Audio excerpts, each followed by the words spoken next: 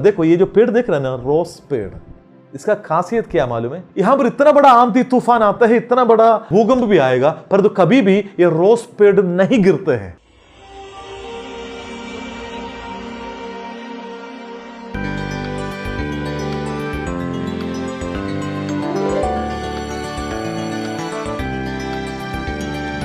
आशीष के दाता प्रभु, अनुग्रह की बारिश बरसावे, हर दिन तेरे पीछे चलो, अनुग्रह की बारिश बरसावे। आशीषों के दाता प्रभु, अनुग्रह की बारिश बरसावे, हर दिन तेरे पीछे चलो, अनुग्रह की बारिश बरसावे।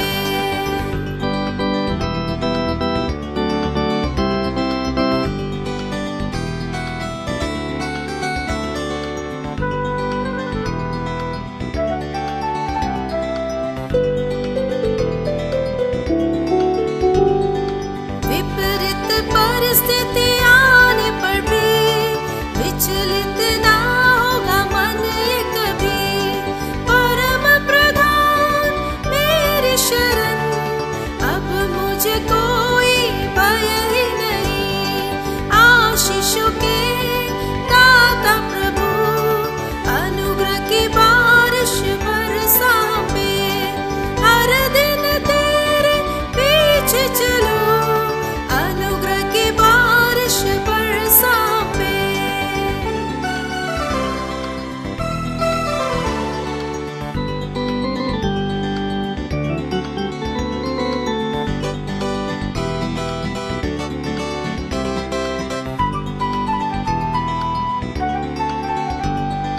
पापियों को तूने प्यार किया, प्राण प्रिय तूने प्राण दिया, त्यागेगा क्या मुझको कभी, ना बुझे प्यार तेरा मुझ में कभी। आशीषों के दाता प्रभु, अनुग्रह की बारिश बरसावे, हर दिन तेरे पीछे चलो, अनुग्रह की बारिश बरसावे।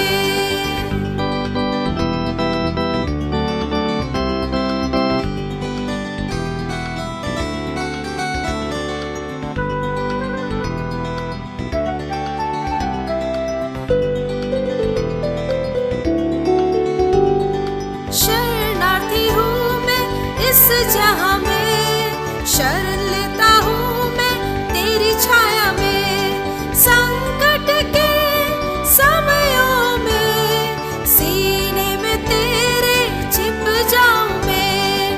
आशीषों के दाता प्रभु, अनुग्रह की बारिश बरसावे, हर दिन तेरे पीछे चलो, अनुग्रह की बारिश बरसावे।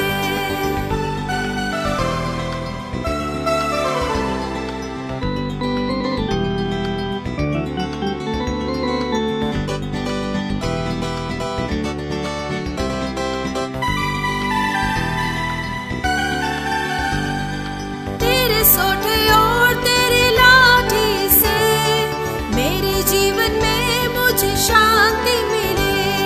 अपना बेटा बनाया मैं, प्रेम का प्रकाश दिया मैं। आशीषों के दाता प्रभु, अनुग्रह की बारिश बरसावे, हर दिन तेरे पीछे चलो, अनुग्रह की बारिश बरसावे।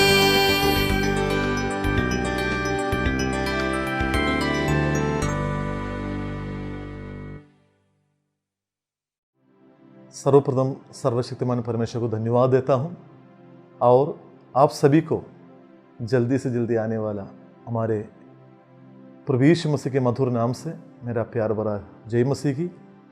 और आज का दिन परमेश्वर ने हमारे लिए दिया ताकि इस पुनरुत्थान के दिन में, इतवार के दिन में परमेश्वर की आराधना और उपासना हम मिलकर करें। हालांकि इस महामारी की वजह से हम लोग अपनी कलीसिया में इकट्ठा नहीं हो पा रहे, परंतु परमेश्वर के अनुग्रह से इसी प्रकार की मीडिया के द्वारा हम लोग आपस में परमेश्वर की वचन को बांटने के लिए और परमेश्वर के नाम को ऊंचा करने के लिए परमेश्वर ने हमें ये मौका दिया। सो इस वचन को बांटने के लिए परमेश्वर ने मुझे जो मौका दिया, जो सौभाग्यता दिया, उसके लिए मैं परमेश्वर को कोटि कोटि धन्यवाद देता हूँ। और आप सभी लोग कुशल से हो, मैं विश्वास करता हूँ जहाँ कहीं आप हो परमेश्वर आपको सही सलामत रखा है। परमेश्वर की अनुग्रह में, परमेश्वर की पंगों परमेश्वर आपको आशीषमय रूप से सुरक्षित रखा है। मैं विश्वास करता हूँ प्रभु आपको, आपका परिवार को, बच्चों को, सभी को बहुत आई से आशीष दे।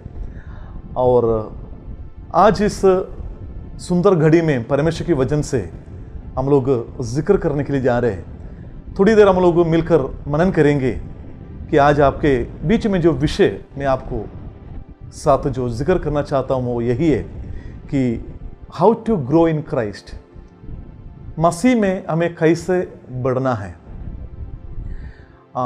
मेरे प्रियो, हम जानते हैं कि बढ़ना या ग्रोथ जो शब्द जो है, ये शब्द जो सुनते ही हमें पता चलते हैं कि ये ग्रोथ या बढ़ना ये सिर्फ जिसमें जीवन है या प्राण है वही व्यक्ति या वही जीवी या वही पक्षी या जानवर से ही ये होते हैं। क्योंकि जिसमें जान है या जीवन है या प्राण है वही आगे बढ़ सकते हैं। कई प्रकार की वस्तु है, जैसे पत्थर हुआ या लकड़ी हुआ, बहुत सारे चीज़ ऐसे वस्तु है वो कभी भी नहीं बढ़ेगा। 10 साल के बाद भी, 15 साल के बाद ही जैसे कि वैसे ही रहेंगे। जैसे मेरे पास एक पेन है, ये पेन में 1 महीने पहले खरीदा, जैसे वैसे ही है। 1 साल के बाद भी जैसे कि वैसे रहेंगे। परंतु जिसमें जीवन है उसका एक चिन्ह यही है, वो बढ़ते जाएगा। जो बढ़ते जाएगा उसका अर्थ यही है कि उसके अंदर में जीवन है। इसका मतलब क्या है? जिसके अंदर में जीवन है उनकी जीवन में विकास होते जाएगा, और जिसका विकास होते हैं इसका अर्थ यही है कि उसके अंदर में जीवन है। मैं आपको बताना चाहता हूं, उदाहरण के लिए एक मसीह व्यक्ति का जीवन एक बीज के समान है या एक सीड के समान है। कैसे होते हैं? हम जानते हैं कि एक सीड जैसे वो मिट्टी में गिर जाते हैं, वो सीड कुछ दिन के बाद जो मरा हुआ था उसमें कोई जान तो नहीं दिख रहा था, पर जैसे वो मिट्टी में गिरा उसमें से कुछ दिन के बाद जीवन का उत्पत्ति हम देखते हैं। वो उसका अंगूर निकलते हैं, फिर उसमें से पत्ता निकलते हैं, उसका हम पता चलता है उसमें जीवन आ गया, जान आ गया। एक मसीह का जीवन भी उसी प्रकार है। हो सकते हैं मसीह को जानने के पहले उसका जीवन मरा हुआ था। हाँ, सच में उनका जीवन मरा हुआ एक बीज के समान था, पर जैसे वो मट्टी में गिर गया, मतलब जैसे वो अपने आप को नम्र करके प्रभु यीशु मसीह को ग्रहण करने के लिए तैयार हो गया, उनका जीवन में यीशु मसीह का जीवन आना शुरू किया, नया अंगूर फूटना शुरू किया, नया पत्ता आना शुरू किया। मेरे प्रिय अजीजों, हमारा आत्मिक जीवन का उद्देश्य क्या है? प्रभु यीशु मसीह हमें जो नया जन्म दिया या यीशु मसीह के द्वारा जो हमारे अंदर में जीवन आया, उस जीवन प्रभु हमें देने का उद्देश्य क्या है? एक ही एक उद्देश्य है, उस जीवन में जैसे है वैसे रहने के लिए नहीं है। परमेश्वर हमें इसलिए वो जीवन दिया ताकि हम प्रभु का उस जीवन में हम आगे बढ़ते जाएं, हम बढ़ते जाएं। आज हम लोग करीब 5 पॉइंट को हम देखने के लिए जा रहे हैं। एक मसीह का जीवन में किन किन क्षेत्रों में हमें बढ़ना जरूरत है। पहली बात मैं आप लोगों को बताना चाहता हूं, एक मसीह का जीवन में सबसे पहले ही has to grow in faith, विश्वास में उनको बढ़ना जरूरत है। एक वचन उसके लिए मैं आप लोगों के सामने रखना चाहता हूं, वही इब्रानी की पत्री, हम सब लोग जानते हो 11वां अध्याय और उसका 24 से लेकर 26 तक। इब्रानी की पत्री 11 का 24 से लेकर 26 तक मैं पढ़कर सुनाता हूं। विश्वास ही से मूसा ने बड़े हो जाने पर फिरौन की बेटी का पुत्र कहलाना अस्वीकार कर दिया। देखिए, गौर से सुनिएगा इस वचन को। विश्वास ही से मूसा ने बड़े हो जाने पर, विश्वास से या विश्वास में, जैसे प्रभु का दास मूसा बड़ा हो गया, तब क्या हो गया? शारीरिक बढ़ोतरी के बारे में नहीं बोल रहे, उनका बौद्धिक विकास के बारे में नहीं बोल रहे, ये सब साइड में हट गया। अभी एक ही एक बात पर फोकस या पूरी तरह ध्यान दिया हुआ है, वो है उसका विश्वास का जीवन। विश्वास में जैसा मूसा बड़ा हो गया, तब उनका जीवन में क्या हुआ है उसके बारे हम नीचे पढ़ने से आपको पता चलेगा कि आप जरूर उसको पढ़िएगा, जिक्र कीजिएगा, आपको पता चलेगा कि एक व्यक्ति के जीवन में परमेश्वर चाहता है कि जैसे वो मसीह को ग्रहण किया, उनको अगले कदम ही है कि विश्वास के द्वारा जो यीशु मसीह को उन्होंने जो ग्रहण किया, उस विश्वास में उनको आगे बढ़ना है। विश्वास में उनको आगे बढ़ना है। जब आगे बढ़ेगा तब क्या होगा? ये वचन कहती है इब्रानी की पत्री 11 का 24 से लेकर, विश्वासी से मूसा ने बड़े हो जाने पर फिरौन की बेटी का पुत्र कहलाना अस्वीकार किया। क्या किया? अपना पोजीशन को इनकार करने के लिए तैयार हो गया। देखिए, जब विश्वास में हम बड़ा हो जाते हैं, इस दुनिया का पोजीशन, इस दुनिया का स्थान मान हमारे लिए प्राधान्य नहीं है, हमारे लिए कोई बड़ापन नहीं देते हैं। हम विश्वास के लिए स्थान को भी, अपना पोजीशन को भी त्यागने के लिए तैयार हो जाते हैं। यही जो विश्वास में बड़े हो जाने के एक व्यक्ति का खासियत, एक व्यक्ति का एक चिन्ह यही है। क्या है? विश्वास के लिए वो दुनिया का कोई भी पदवी को त्यागने के लिए तैयार हो जाएगा। मुझे मालूम है बहुत सारे प्रभु के दास लोग हैं, बड़े बड़े पदवी में कार्य करने वाला, नौकरी करने वाला, पर यीशु मसीह को स्वीकार करने के कारण उनको क्या करना पड़ा मालूम है? बहुत कुछ त्यागना पड़ा। हाल में एक प्रभु का दास से मेरा बातचीत हुआ जो उत्तर प्रदेश में प्रभु का सेवकाई कर रहे हैं। वो अकेले अपना परिवार से प्रभु यीशु मसीह को ग्रहण करके, यीशु मसीह के लिए अपने जीवन को समर्पण करके जो अपना नया जीवन में चलना शुरू किया, उनके घर वाला और उनके गांव वालों में कोई भी मसीह में नहीं है। जब उन लोगों ने सुना ये मसीह बन गया, तो उन्होंने क्या किया? बुलाकर कहा, तू ईसाई बन गया, इसलिए इस गांव में तुमको रहने के लिए अभी हक नहीं। यदि तुमको रहना है तो यीशु मसीह को त्यागो, तब तुम्हें हम रह सकते हैं। तुम्हारा जितना खेती बाड़ी है, जो भी संपत्ति है, सब कुछ तुम्हें मिल जाएगा, बस यीशु मसीह को त्यागना है। सोचिए, उस व्यक्ति के जीवन में एक चुनौती है, दो है। एक है यीशु मसीह को त्यागने से संसार का जो भी संपत्ति, उनका जो बाप दादा को जो बहुत बड़ा खेती बाड़ी सब कुछ है, घर है, मिलेगा। दूसरी तरफ यीशु मसीह को यदि पकड़े रहेगा तो उनके लिए यहां पर ये संसार की चीज, स्थान, उनका जो धन संपत्ति नुकसान होने वाला है। पर वो जो प्रभु का दास, उन्होंने कहा, मेरे दिल को स्पर्श किया, उन्होंने कहा, मुझे यीशु यदि नहीं है तो ये सारी संपत्ति मेरे लिए बेकार है, मैं इसको लेकर क्या करूंगा। इसलिए मैंने निर्णय लिया, मेरा बाप दादा का संपत्ति से बढ़कर मेरा पप्पा, जो मेरा सृजनहार मेरा पप्पा है, वो मेरे साथ है, मेरे लिए सब कुछ है। इसलिए उन्होंने क्या किया? वो सारी धन संपत्ति को छोड़ दिया। उन्होंने कहा, अभी गांव में, दूसरे गांव में अपने परिवार को लेकर बाड़ा का घर में घर बाड़ा देकर लेकर उसमें रह रहे हो। पर उन्होंने कहा, अभी तक मेरे जीवन में प्रभु ने कोई घटी होने नहीं दिया, परंतु मैं प्रभु को अपने जीवन में स्थान दिया। मेरे प्रिय अजीजों, जब विश्वास में आप बढ़ना शुरू हो जाएगा, आपको कुछ त्यागना पड़ेगा, जैसे यहां पर मूसा नबी ने कहा। अब यहां पर हम देखते हैं मूसा नबी ने पहले क्या है? स्थान या अपना पोजीशन को त्यागने के लिए तैयार हो गया। दूसरी बात, पाप का क्षणिक सुख भोगना वो भी छोड़ दिया है। देखिए वहां पर लिखा है, मूसा जब विश्वास में बड़ा हो गया तो पाप का क्षणिक सुख भोगने के लिए छोड़ दिया। मतलब इसका मतलब पाप में एक सुख है, पाप में एक प्लेजर है, इसलिए लोग उसके पीछे भाग रहे है ना। सिगरेट का पाइप, उसमें क्या लिखा है? Smoking is injurious to health. यदि कोई पान परा का पाइप लेकर दिखेगा, उसमें पूरा कैंसर पकड़ा हुआ व्यक्ति का फोटो, पिक्चर दिया हुआ है। अरे फिर भी लोग उसको ले रहे, फिर भी लेकर पी रहे, फिर भी लेकर उसको खा रहे। पिक्चर है, इतना बढ़िया से पिक्चर, सरकार खुद उसको छपा कर रखा हुआ है, भैया तुम्हारा आंग है तो देखो, समझ लो ये खाने से तेरा यही हाल होगा। पर तो उनका तो अक्ल काम नहीं कर, उसका बुद्धि काम नहीं कर। बोलते हैं अरे ये जो संसार की जो सुख है ना, ये सुख थोड़ी समय के लिए सुख है, सुख देते हैं। हाँ, यहां पर लिखा है, पर तो मूसा ने क्या किया, जब विश्वास में बड़ा हो गया, पाप का क्षणिक सुख भोगना त्याग दिया।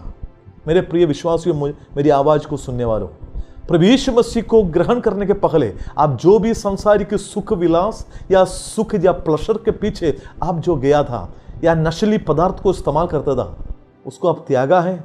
यदि नहीं त्यागा, याद रखना आप अभी तक विश्वास में जन्म नहीं लिया, विश्वास में आगे नहीं बढ़ पाएंगे आप। तीसरी बात यहां पर हम देखते हैं, ये विश्वास में बड़ा हो गया तो यहां पर लिखा है परमेश्वर के साथ दुख भोगना उनको अच्छा लगा। देखिए मूसा कहते हैं, जब मैं विश्वास में बड़ा हो गया, परमेश्वर के लिए दुख सहना मेरे लिए बहुत अच्छा लगा। परमेश्वर के लिए दुख सहना मेरा जीवन का सौभाग्य था, समझे मेरे प्रिय। देखिए नजरिया बदल जाते हैं जब यीशु मसीह आपके दिल में जन्म लेते हैं। जब आपका विश्वास बढ़ते हैं तो आपका नजरिया भी बदल जाते हैं। यहां पर मूसा कहते हैं कि परमेश्वर के साथ दुख सहना, परमेश्वर के लोगों के लिए दुख सहना, परमेश्वर के नाम के खातिर क्लेश सहना मेरे लिए अच्छा लगता है। बाबरे, ये तो क्या बात है, क्या बदलाव है। क्या दुनिया में कोई भी व्यक्ति चाहता है दुख सहना, कष्ट सहना, दर्द सहना? कोई नहीं बोलता है ये कष्ट मुझे बहुत अच्छा लगा। पर यहां पर मूसा कहते हैं कि परमेश्वर के साथ दुख भोगना मुझे अच्छा लगा। वाह, क्या है ये बड़ा परिवर्तन। परिवर्तन नहीं है, जब विश्वास में बड़ा हो गया, विश्वास में बड़ा हो गया तो वो खुद घटना शुरू हो गया, प्रभु उनमें बढ़ना शुरू हो गया। जैसे यूहन्ना बपतिस्मा देने वाला, यूहन्ना यीशु सुसमाचार 3 अध्याय उसका 30वां आयत में कहते हैं, मैं घटूं और प्रभु बढ़ते जाए, बढ़ते जाए। अभी चारों बातें यहां पर हम देखते हैं कि जब विश्वास में बड़ा हो जाते हैं, यहां पर लिखा है कि मसीह के कारण निंदित होने के लिए भी उनको अच्छा लगा। देखिए निंदा सहने के लिए भी वो तैयार हो गया। यही एक चिन्ह है, याद रखिएगा कि जब हम हमारी विश्वास में हम बढ़ोतरी हो रहे हैं ना, नहीं, इसका आंकलन करने के लिए सबसे अच्छा चिन्ह है ये इब्रानी की पत्री 11 का 24 से 26 तक। आप देखिएगा आपका भी जीवन में जो विश्वास में बढ़ोतरी होगा, इन तमाम क्षेत्रों में आपका जीवन में बहुत बड़ा बदलाव होना शुरू करेगा। Praise the Lord. दूसरी बात मैं आपको बताना चाहता हूं कि ग्रो इन साल्वेशन। देखिए मसीह में बढ़ना, इसका अर्थ, पहले अर्थ ही है कि ग्रोइंग इन फेथ, विश्वास में बढ़ना। जो विश्वास में बढ़ते हैं हमारी 4 क्षेत्रों में बदलाहट। अभी दूसरी पॉइंट यही है, ग्रोइंग इन साल्वेशन मतलब उद्धार में बढ़ते जाओ। पहली पतरस 2 अध्याय 2 आयत में लिखा है, पहली पतरस 2 अध्याय का 2 आयत में आपको यह वचन मिलेगा। लिखा है, नवजात शिशुओं के समान शुद्ध आत्मिक दूध के लिए ललायित रहो, जिससे कि तुम उद्धार में बढ़ते जाओ। देखिए उद्धार में बढ़ते जाओ, यह शब्द आप बारीकी से समझिएगा। उद्धार में बढ़ते जाना। मैं जब इस वचन को पढ़ा, मैंने सोचा अरे उद्धार में बढ़ते जाना, इसका अर्थ क्या है? एक बार हम उद्धार पा लिए तो वो उद्धार है ना हमारे अंदर में, साल्वेशन है। पर तो बाइबल जब आप अच्छा से पढ़ेंगे आपको पता चलेंगे कि कभी कभी लोग सोचते हैं ना, मैं हाथ उठाया तो मेरा उद्धार हो गया, हमेशा के लिए मेरा उद्धार हो गया, स्वर्ग मेरा निश्चित हो गया। लोग सोचते हैं, कोई ऐसे सोचते हैं कि बपतिस्मा ले लिया पानी में डूब के तो मेरा उद्धार हो गया, हमेशा के लिए स्वर्ग निश्चित हो गया, उद्धार निश्चित हो गया। नहीं है, आप गलत फहमी में हैं। बाइबल ऐसा नहीं कहती है। परंतु जब बाइबल को आप अच्छी तरह पढ़ेंगे आपको समझ में आएगा कि ये जो उद्धार 3 कालों में बांटा हुआ है। 3 कालों में उद्धार को बांटा हुआ है। क्या है 3 काल? जैसे आप जानते हैं 3 काल क्या है कि पास्ट टेंस, प्रेजेंट टेंस और फ्यूचर टेंस। भूतकाल, वर्तमान काल और भविष्यकाल। अभी यहां पर ये एक बड़ा सब्जेक्ट है, परंतु इसी पर बस आपको मैं वचन दूंगा, आप उस वचन को लेकर बाद में भी पढ़िएगा। देखिए वचन में लिखा है कि हमें परमेश्वर ने उद्धार दिया है। दूसरी तिमोथी 1:9 में लिखा है, दूसरी तिमोथी 1:9 में लिखा है कि यू हैव बीन सेव्ड, आपका उद्धार हो चुका। इसका मतलब क्या है? इसका मतलब यही है कि आपका उद्धार होने के पहले परमेश्वर को यह निश्चित करके रखा है कि आप परमेश्वर का बेटा है, आपके लिए उद्धार निश्चित करके रखा हुआ है। अभी दूसरी बात देखना है कि दूसरा यह है कि वर्तमान काल का उद्धार, मतलब कि इंग्लिश में कहते हैं वी आर बीइंग सेव्ड। फिलिपियों की पत्री 2:12 है, फिलिपियों की पत्री 2:12 में लिखा है क्या है कि हम उस वचन को थोड़ा पढ़ना जरूरी है, क्योंकि तभी आपको उसको समझ में आएगा। इब्रानियों की पत्री 2:12, सॉरी फिलिपियों की पत्री 2:12। देखिए यहां पर क्या लिखा है, इसलिए मेरे प्रियो, जिस प्रकार तुम सदैव आज्ञा पालन करते आए हो, न केवल मेरी उपस्थिति में परंतु अब उससे भी अधिक मेरी अनुपस्थिति में डरते और कांपते हुए अपने उद्धार का काम पूरा करते जाओ।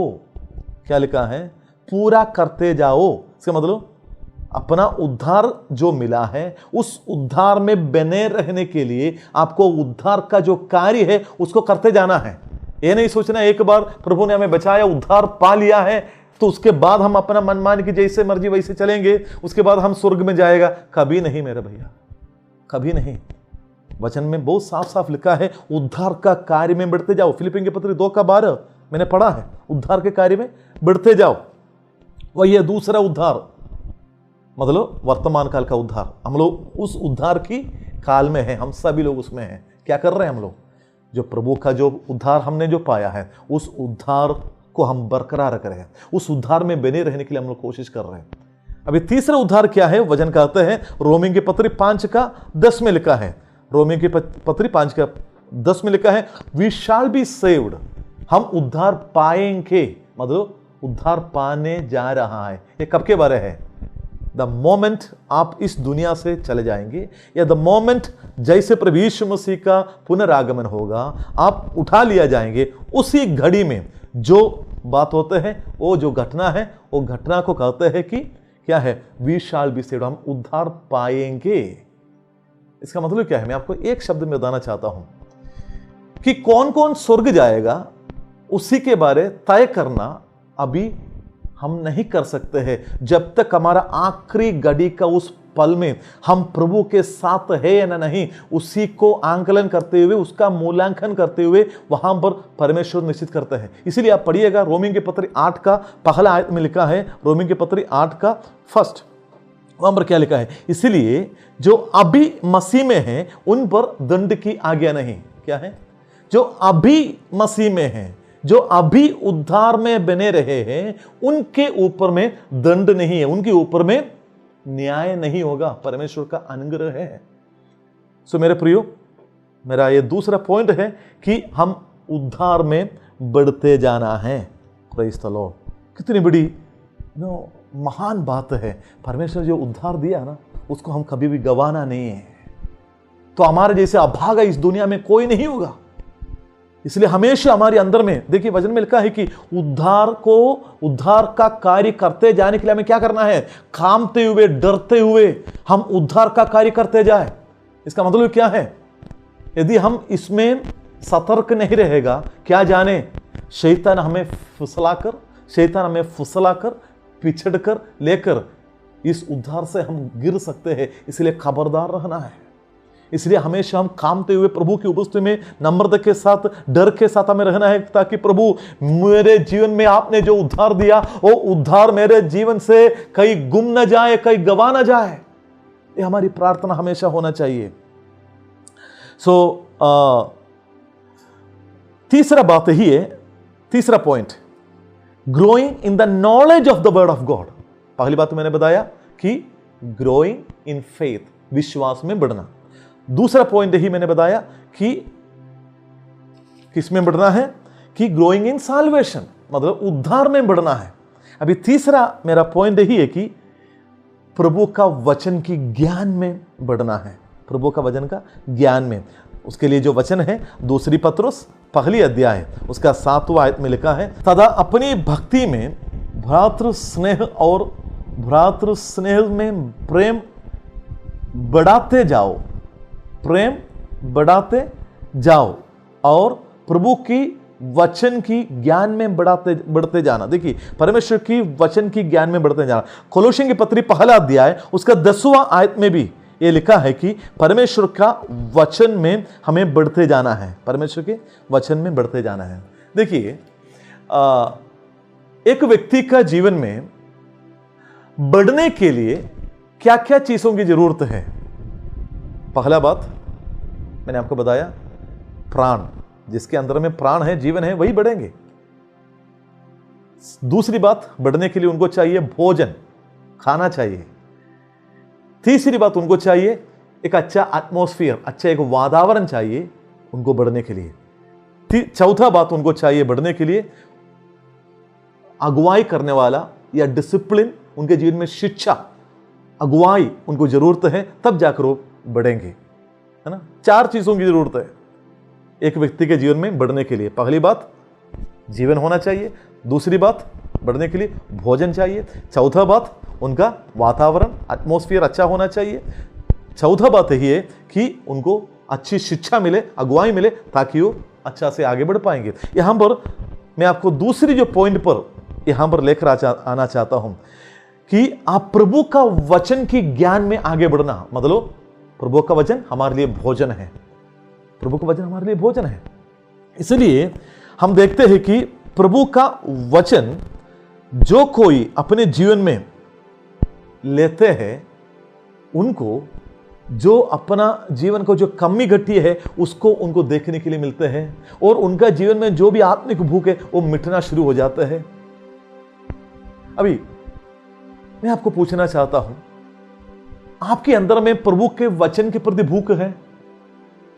मैं अपना अनुभव बताना चाहता हूं। यदि एक दिन भी सुबह उठकर मैं प्रभु का वचन को अध्ययन नहीं करेंगे, मुझे ऐसे लगता है बहुत बड़ा कुछ मेरा मैंने कुछ नुकसान हो गया।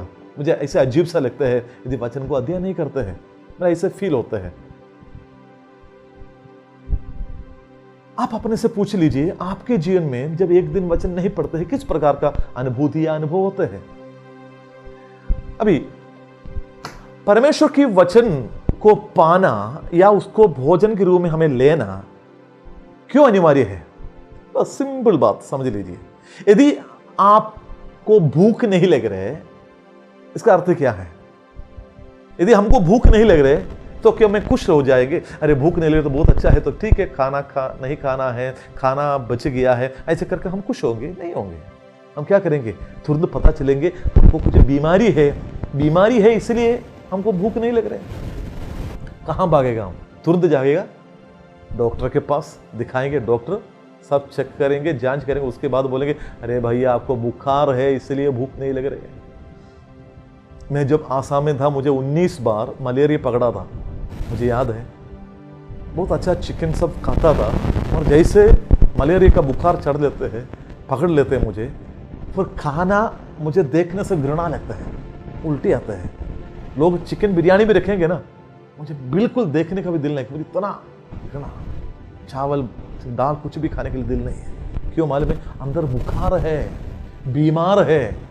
उसके बाद नर्स आकर एक इंजेक्शन दे देंगे, पैरासिटामोल, एक इंजेक्शन देंगे, तुरंत पूरा पसीना निकल जाएगा, उसके बाद पूरा बुखार उतर जाता है। उसके बाद फिर हमको भूख लगता है, खाना खाना शुरू होता है। क्या है मेरा कहने का अर्थ? यदि इस परमेश्वर की वचन को हम मनन नहीं कर रहे, उसको हम पढ़ नहीं रहे, इस वचन को हम अपने जीवन में नहीं ले रहे, इसका मतलब ही कि आपके जीवन में कहीं ना कहीं आत्मिक जीवन में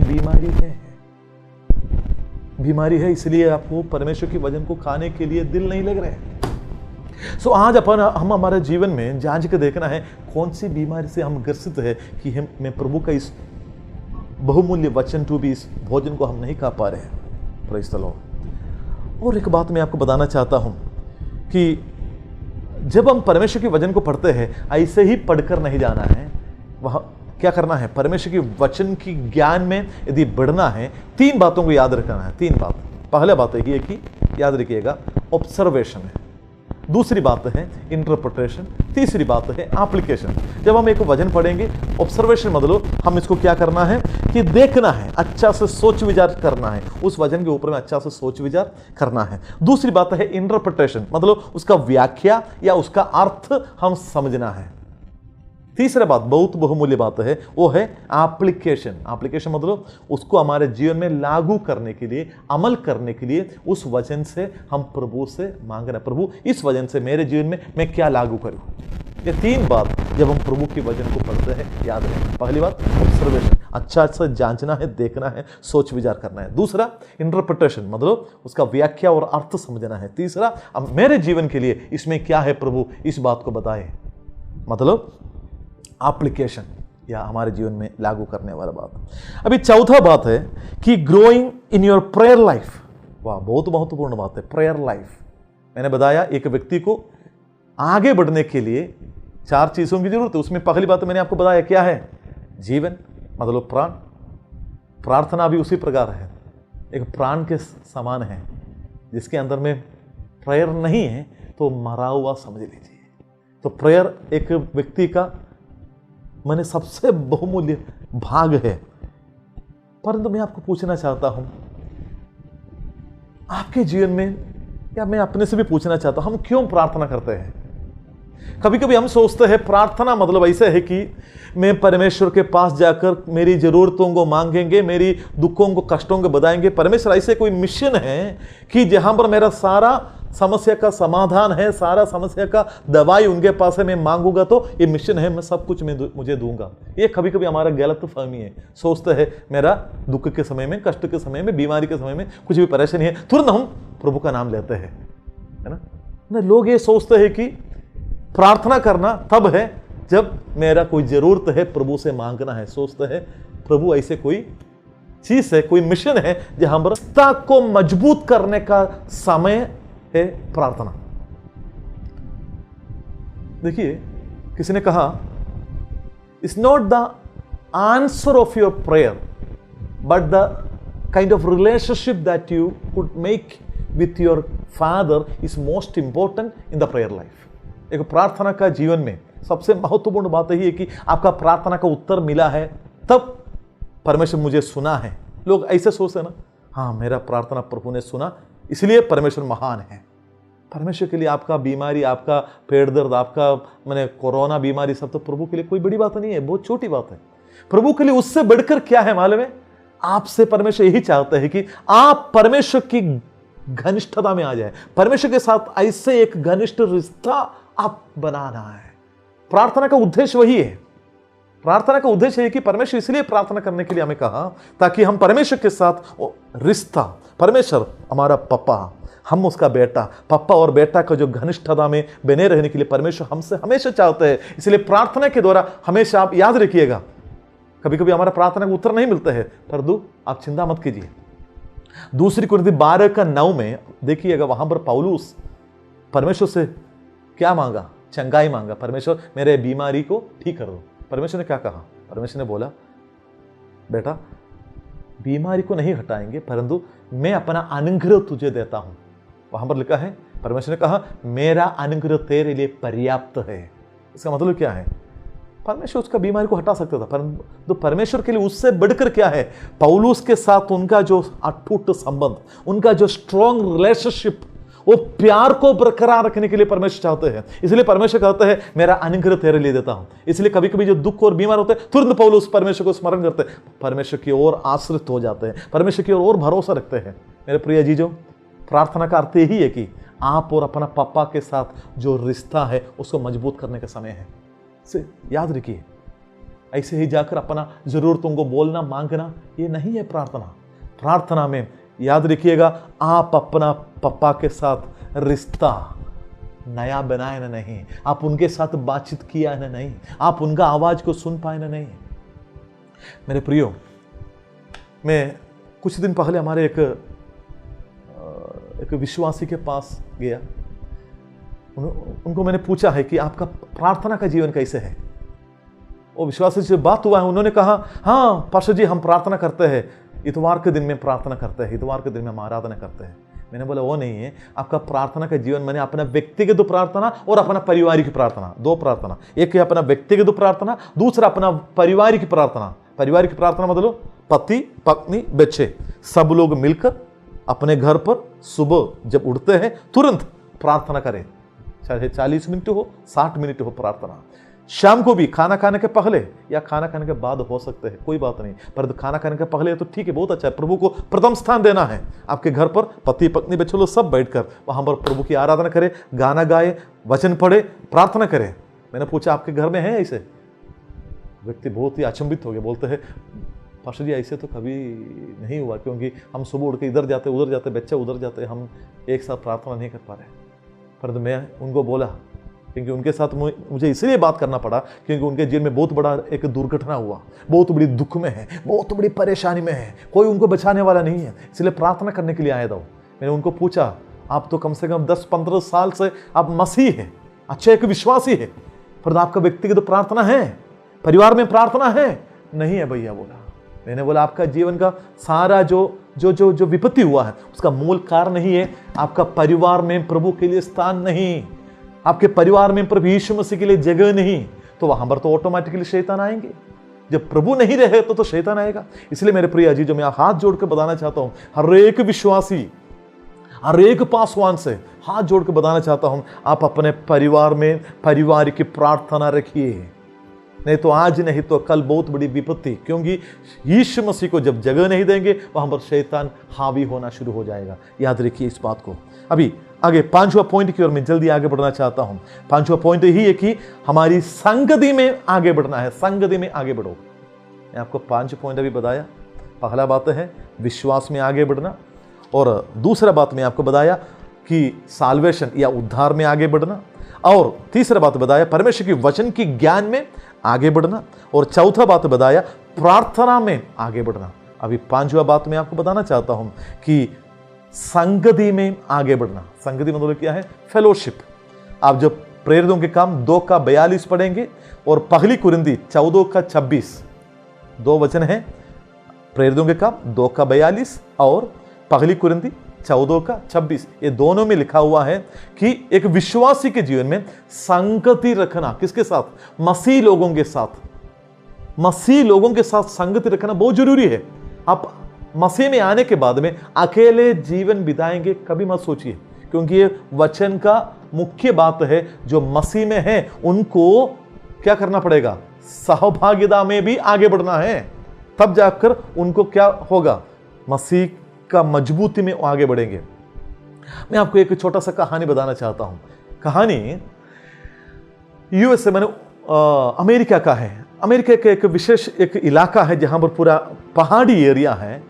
वहां पर पूरा रोस ट्री बोलते हैं, रोस पेड़ है, उस पेड़ का नाम है रोस पेड़। उस रोस पेड़ पूरा वहां पर उस माने वाली है, माने बहुत बड़ा तराई है और माने पहाड़ है, वहां पर पूरा भरा हुआ है। पर तो इतना मोटा है, कोई माने 100 साल 500 साल भी पुराना है, मगर इतना मोटा तगड़ा वहां पर रहता है। पर तो पूरा पहाड़ में है, देखने से लगता है कि अभी गिरेगा जैसे। पर तो वहां से जो व्यक्ति उस पेड़ को, उस बगान को जो दिखाने के लिए लेकर गया, वो व्यक्ति ने बोला, देखो ये जो पेड़ देख रहे हैं ना, रोस पेड़, इसका खासियत क्या मालूम है? यहां पर इतना बड़ा आंधी तूफान आता है, इतना बड़ा माने भूकंप भी आएगा, पर तो कभी भी ये रोस पेड़ नहीं गिरते हैं। वाह, बहुत बड़ा कमाल की बात है। पूछा क्या हुआ है? हुआ क्या मालूम है? इस रोज पेड़ का एक नेचर, एक स्वभाव यही है, इसका जो जड़ नीचे की ओर नहीं जाते हैं, इसका जो जड़ है चारों तरफ जाते हैं। चारों तरफ जाकर क्या करते हैं? उसका बगल में जो रोज पेड़ है उस पेड़ का जड़ के साथ वो पकड़ लेते हैं, आगे जो रोज का जो पेड़ है उसके साथ वो अपना जड़ को पकड़ लेते हैं, चारों तरफ अपना जड़ को फैलाते हैं, और चारों तरफ जो रोज का पेड़ है वो आपस में ऐसे पकड़कर मजबूत के साथ जड़ पकड़ा हुआ है कि जितना भी बड़ा आंधी तूफान आएगा नहीं गिरते हैं।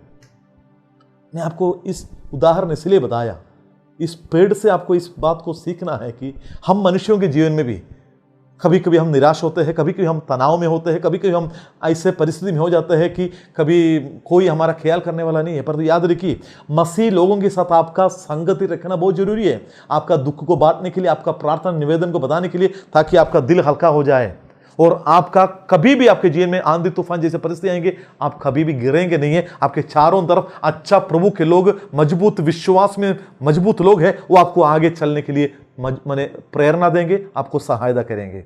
देखिए, ये 5 बातों को आपको याद करना है। अभी जल्दी से जल्दी मैं आपको बताना चाहता हूं कि हमारे जीवन में हमें अभी क्या करना है।